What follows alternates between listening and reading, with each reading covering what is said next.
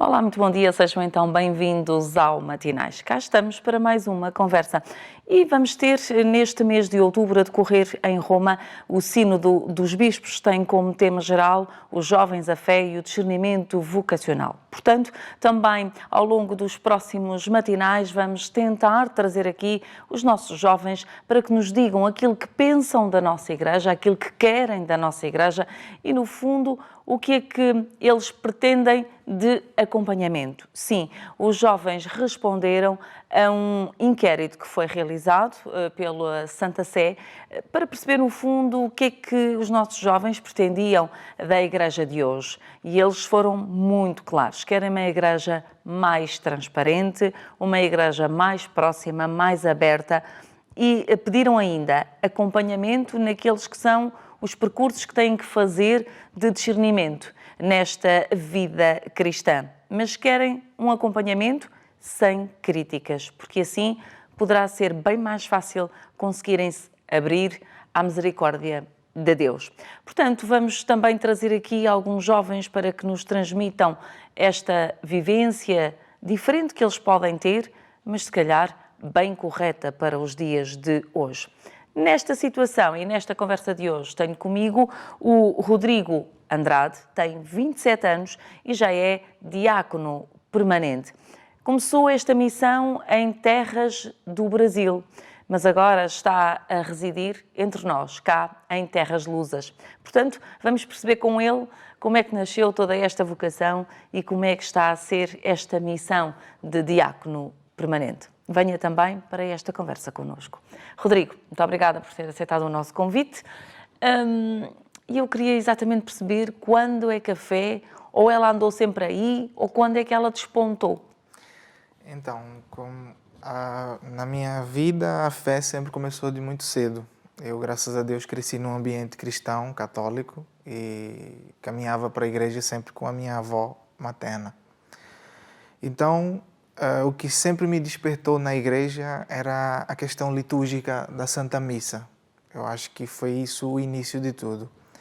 A liturgia, essa vivência mais íntima com a liturgia. Desde os 7 anos, entre 6 e 7 anos, comecei a ser acólito. Aqui no Brasil costuma-se chamar os acólitos menores coroinhas. Aqui os acólitos lá e na igreja, o acolitato é uma ordem menor do sacramento. Então, os menores são chamados coroinhas, servem a missa. Então, a minha caminhada começou por aí. Eu acho que no Brasil, na América em geral, uma grande promoção vocacional na igreja é o grupo de acólitos. Então, comigo foi por aí. É um grande ponto de partida. Ponto de partida, exatamente. O que é que o cativava em ser acólito? O que me cativava e que me chamava a atenção era perceber o porquê dos gestos, de todo aquele rito que a Santa Missa e que os sacramentos em geral seguem. A postura do sacerdote, a maneira como se vestia, depois as palavras que dizia. Então eu sempre fui muito curioso nesse ponto, eu sempre tive muito ligado a isso. Enquanto na minha idade as outras crianças corriam na igreja, faziam barulho, a minha avó ficava impressionada da minha atenção para o que estava a acontecer ali no altar. Já ficava ali focalizado. Exatamente. Referiu aí à avó, era com quem ia à missa. Sim.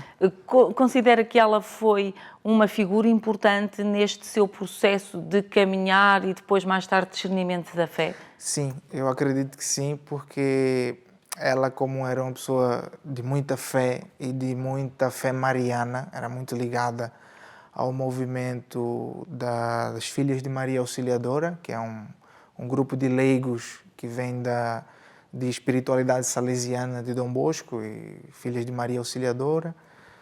E ela foi, nesse sentido, uma grande catequista inicialmente e uma grande promotora vocacional na minha vida.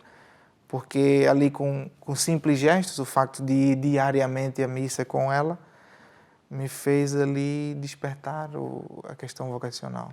Portanto, considera que isto é o que se tem perdido um pouco nos dias de hoje, ou seja, a transmissão da fé logo no seio familiar. No seio de família, acho que sim.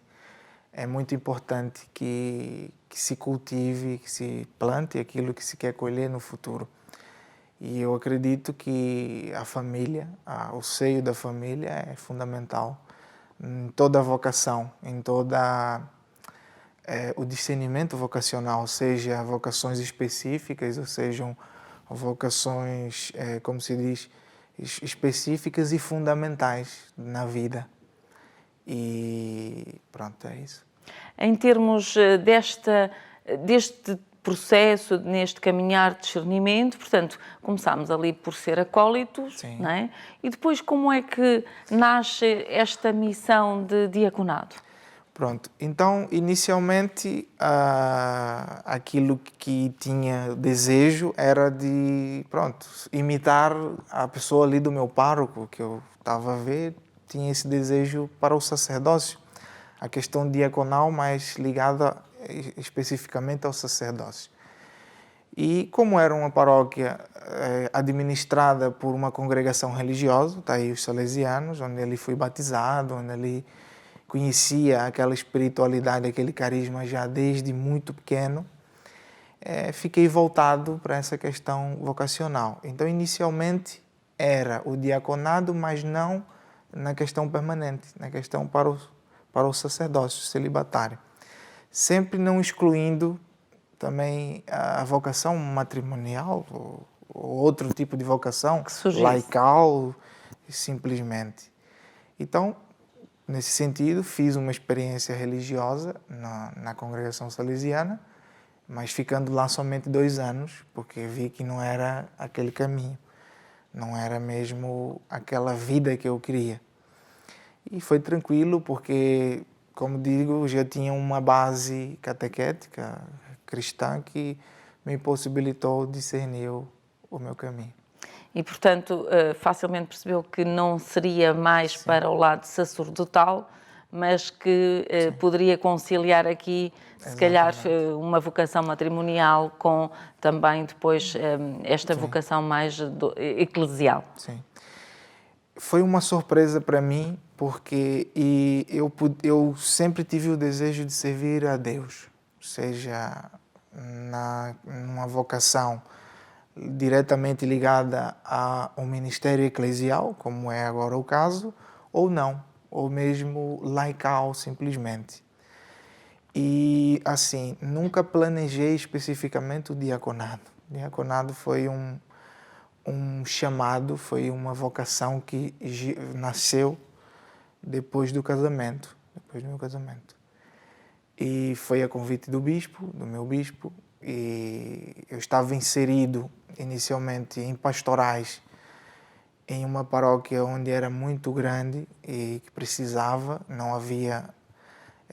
as vocações do seminário não eram suficientes para atender todas as paróquias e eu me disponibilizei e, com a avaliação do conselho, todos os pormenores que são necessários para essa vocação específica do diaconado, me tornei diácono. E tendo em conta que já era casado, uma das normas é que a esposa tem que assinar uma série de documentação em como concorda a 100% com esta nova missão que está a assumir na sua vida. Foi fácil porque estavam casados, se calhar há pouco tempo. Como é que foi essa parte? Enfim, é verdade, existe essa exigência por parte da igreja, da congregação para o clero, e especificamente em cada diocese, a partir de que o diaconado permanente foi implantado pós-Concílio Vaticano II. Deixou de existir no tempo antes do Concílio Vaticano II e depois o Beato Paulo VI, que será canonizado em breve, restaurou esta vocação na igreja, do diaconado na sua forma permanente. Então, essa exigência para o diaconado permanente é que, quando é casado, a esposa tem que concordar de livre e espontânea vontade. Em algumas dioceses é preciso que se faça uma entrevista, o bispo faz uma entrevista particular com a esposa para perceber se ela mesmo concorda com aquilo. No meu caso, precisou que ela assinasse a punho, que concordava com aquela vocação, e não tive dificuldades porque é também uma pessoa católica e que entendeu muito bem a necessidade da igreja e o meu desejo. Também tem que conciliar os dois.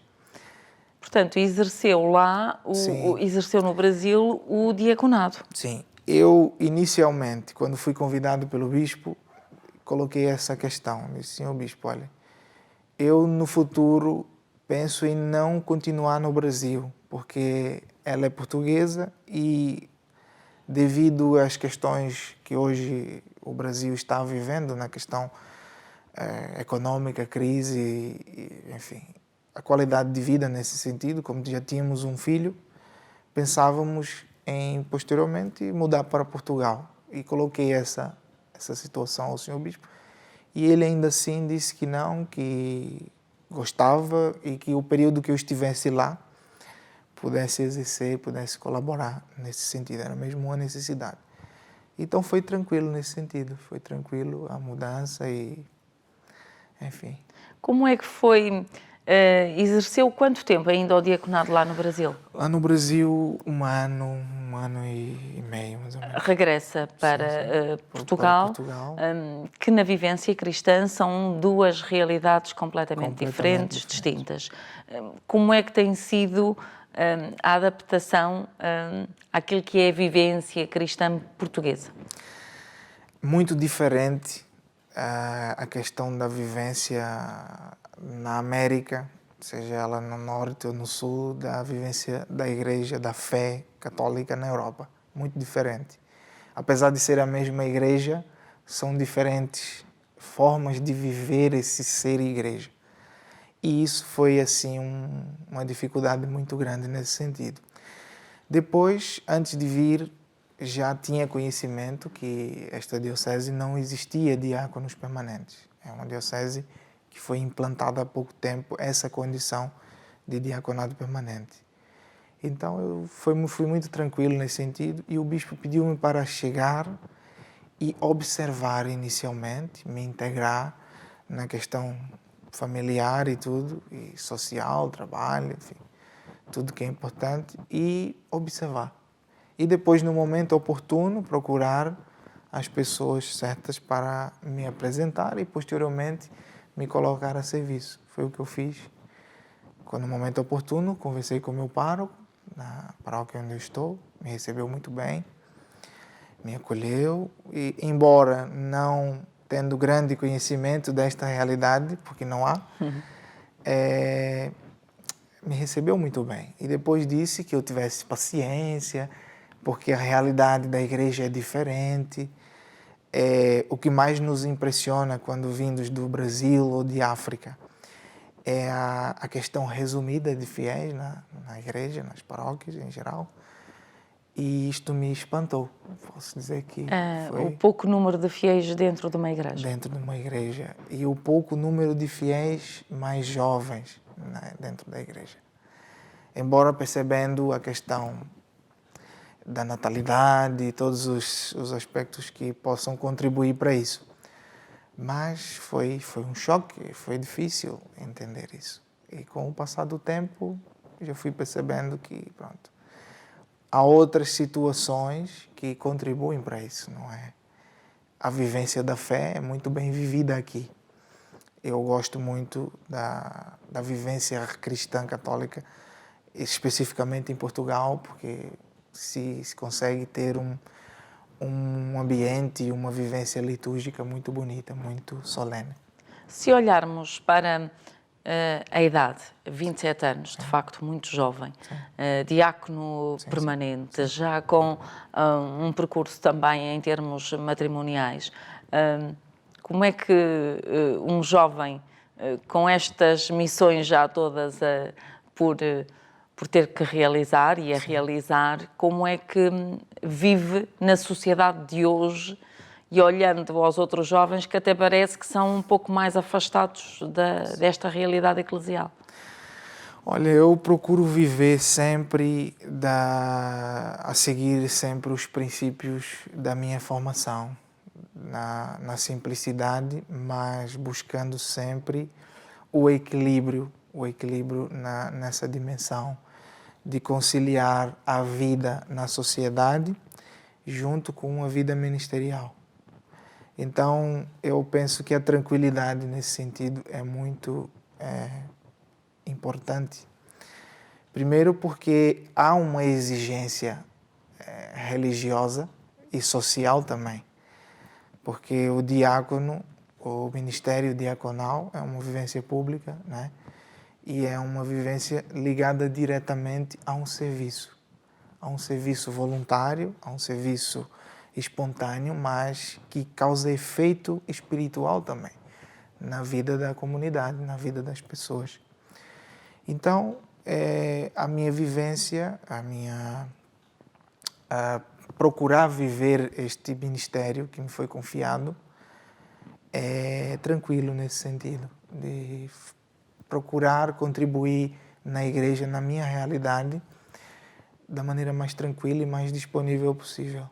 E até agora tem conseguido conciliar muito bem esta questão do matrimónio e o tempo para a família, porque há pouco referia que já tinha um filhote, e depois aquilo que é chamado a fazer em termos de missão do diaconato, que ao contrário do que se possa pensar, vocês ainda têm muitas funções e, portanto, se for numa paróquia muito mexida, pode dar, entre aspas, muito trabalho, não é? Neste sentido, eu consigo conciliar porque estou encardinado no Brasil, ligado diretamente à minha diocese de origem.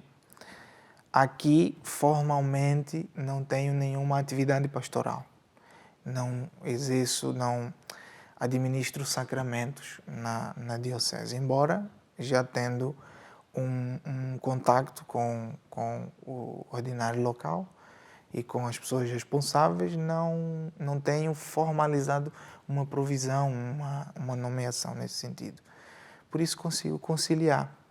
O que tenho feito e em caráter livre é aquilo que é próprio e básico na questão do ministério, é a assistência na celebração da missa e o contato com as pessoas, a caridade na questão de ouvir, de levar a comunhão a doentes, celebrações da palavra, enfim, nesse sentido. Então consigo ainda conciliar. Olhando para este mês de outubro, que de facto tem em reflexão no Vaticano um pouco aquilo que é a juventude, está mais centrado aí, não será só esse o tema, mas é sem dúvida o grande tema de reflexão dos bispos em termos mundiais. Como é que o Rodrigo vê esta relação igreja-jovens? Eu acho muito oportuna a preocupação da Santa Sé e de todo o colegiado episcopal junto com o Santo Padre. Acho muito importante essa preocupação na questão vocacional. Como nós sabemos, o Sínodo é uma reunião internacional, ou seja, de todos os bispos em comunhão com o Santo Padre. Eu penso que essa relação que existe entre a igreja e o jovem é uma relação que não há protocolos, não há dificuldades. O que há, e às vezes por interferência externa, posso dizer assim, é uma interpretação errada da ligação entre a igreja e o jovem, mas que de facto não existe. A igreja está inteiramente ligada à juventude e a igreja sempre promoveu, através dos seus vastos, diversos carismas ligados à juventude, procurou sempre estreitar essa ligação entre o jovem e a igreja. E o que é que não tem então funcionado para que os nossos jovens não surjam? Há pouco dizia-me que estranhou não ver muita juventude na igreja. Sim. O que é que não está a funcionar bem? O que não está aqui a funcionar é a questão catequética, a questão de apresentar ao jovem essa radicalidade de seguir Nosso Senhor. Como ele mesmo diz, se quiseres seguir-me, renuncia-te, toma a tua cruz e segue-me. O que há aí, o que precisa aí é uma interpretação simples, mas profunda deste seguimento ao Senhor. Ou seja, daquilo que já foi conhecendo da realidade portuguesa, considera que, por exemplo, a nossa catequese é muito ao jeito de escola e por isso, se calhar, a mensagem não passa. Se fosse algo mais vivenciado, mais experienciado, seria uma mensagem mais fácil de passar? Acho que sim. Eu penso que a catequese podia ser com uma pedagogia mais adaptada ao jovem, porém, seguindo o princípio sempre do catecismo da Igreja Católica, da doutrina, do ensinamento do magistério da Igreja. Sempre partindo daí, apresentar ao jovem uma linguagem adaptada à sua realidade eclesial, social, familiar, mas não perdendo o foco do catecismo. Essa profundidade de perceber quem é Deus, por que Deus é assim, por que a Igreja existe. Toda essa dinâmica da catequese eclesial mesmo, do catecismo da Igreja Católica, é isso que está a faltar, ao menos na minha realidade, também como catequista aqui. Mas a missa, por que é a missa? Por que o rito é assim? O que é a missa? Enfim, partindo sempre daquele princípio, adaptar, não tirar essa visão de escola, ali, não, mas adaptar a catequese, mas sem perder a essência fundamental da catequese, que é o catecismo da Igreja Católica. Em termos deste sínodo e desta reflexão, o que é que o Rodrigo espera que saia no final destes dias todos? Porque vai ser quase um mês inteiro a refletir. O que nós esperamos é, com muita ansiedade, os frutos desta meditação de toda a Igreja, desta preocupação de toda a Igreja com a questão vocacional, a questão dos jovens. O que nós esperamos é frutos concretos, simples, mas concretos, de toda essa preocupação por parte da Igreja com essa questão. Porque, afinal de contas, a juventude é o futuro da Igreja, é a continuação da vida apostólica, da vida ministerial, de toda a vocação da Igreja, de bons cidadãos, de bons sacerdotes, de boas religiosas, enfim, de pessoas bem fundamentadas e orientadas na dimensão da fé também, mas desta fé que vai orientar uma vida particular de cada jovem, uma vocação específica, como é um engenheiro, um médico, uma professora, enfim. Então, o que nós esperamos é que a Igreja dê passos concretos, e eu acho que isso também a Igreja espera, e de sentir o retorno desta aproximação maior com a juventude.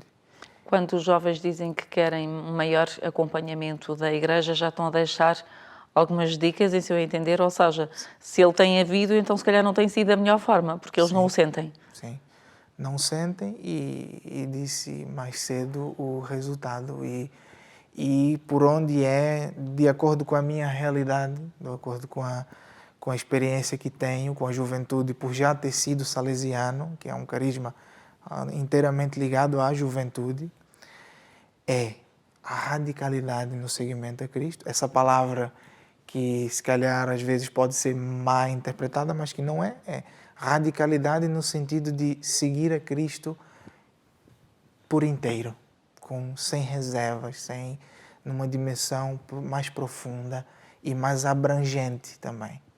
Porque o jovem quer estar disponível para Cristo, mas quer que esse Cristo seja apresentado para ele com profundidade, com espiritualidade, com radicalidade.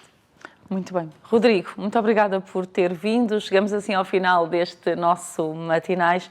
Falámos um pouco daquilo que é as vocações, o discernimento e aquilo que os jovens querem e pedem à Igreja e aquilo que eles já sentem que a Igreja vai dando. Quanto a nós é tudo. Até amanhã e fique bem. Estamos em sua casa, estamos no seu coração. Somos Ângelos TV, a televisão católica portuguesa.